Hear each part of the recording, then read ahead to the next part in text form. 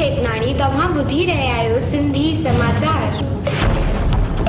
America जी वधंदड़ बेकारीअ सबबि H-1B visa suspend थियण जी शक्यता। H-2B, J-1 ऐं L-1 पिणु रद्द करण जो ट्रंप सोचे रहियो आहे। केंद्रीय गृह सचिव अजय भल्ला चयो, राज्यनि में राति जो वेंदड़ ट्रकूं ऐं बसूं हाईवे ते न रोकेनि। कच्छ जे 6 जजनि खे चईन एपलेट कोर्ट जो चार्ज ॾिनो वियो। UP Haryana Delhi border seal करण जो निर्णय अनामत। रशिया में मनायो वियो राष्ट्र ॾींहुं। व्लादिमीर पुतिन चयो, माण्हुनि जी इच्छा आहे त बंधारण में करणु घुर्जे फेरफार।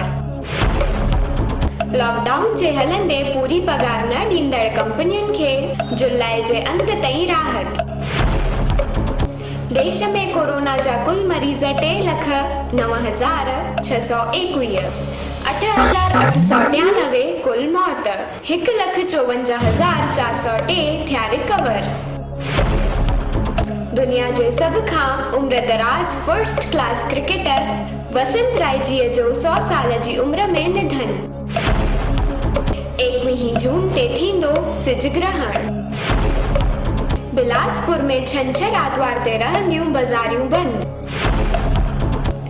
न्यूज़ीलैंड में सदीअ जी सभ खां लोकप्रिय पीएम जेसिंडा बराक ओबामा सां कई वञे थी उन जी तुलना। जेसिंडा फलनि जो बि कयो हो विकिरो त बेकरीअ में पिणु कयो हो कमु। फेक कास्टिंग कॉल ऐं वरुण धवन सां गॾु 2 फिल्मुनि जे टारण ते डायरेक्टर शशांक खेतान ॾिनी सफ़ाई। 30 जुलाई ते अमेज़ॉन प्राइम ते रिलीज़ थींदी विद्या बालन जी फिल्म शकुंतला देवी।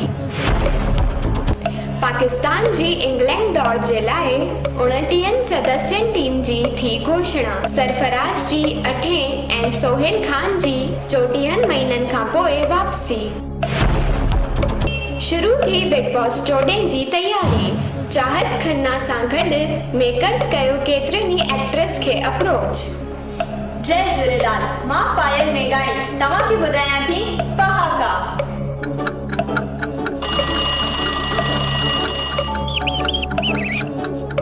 पहाको नंबर 64।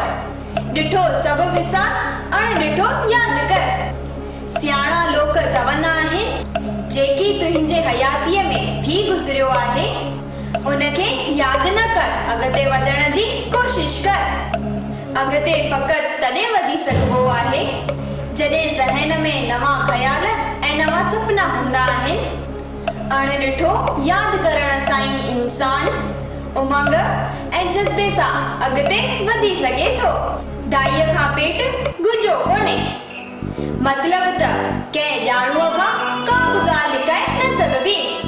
पोइ अहिड़ी हालत में सच बयान करण में भलाई हूंदी आहे। पहाको नंबर 66। अबे चाड़ी अगे चाड़ी, मुंहुं न चाड़ी त कंहिं न चाड़ी। ॿिए जे कयल कम जो फ़ाइदो पाण खे न मिलंदो। हा, मुंहिंजा सहुरा ॾाढा पैसे वारा आहिनि, पर हुन मां मूंखे कहिड़ो फ़ाइदो। चवंदा आहिनि न त अबे चाड़ी अगे चाड़ी, मुंहुं न चाड़ी त कंहिं न चाड़ी। हिंदू मुस्लिम सिख ईसाई सभिनीनि खे मुंहिंजो नमस्ते, सलाम, सत श्री अकाल। मदमस्त रहो, व्यस्त रहो, घर में रहो ऐं सुरक्षित रहो।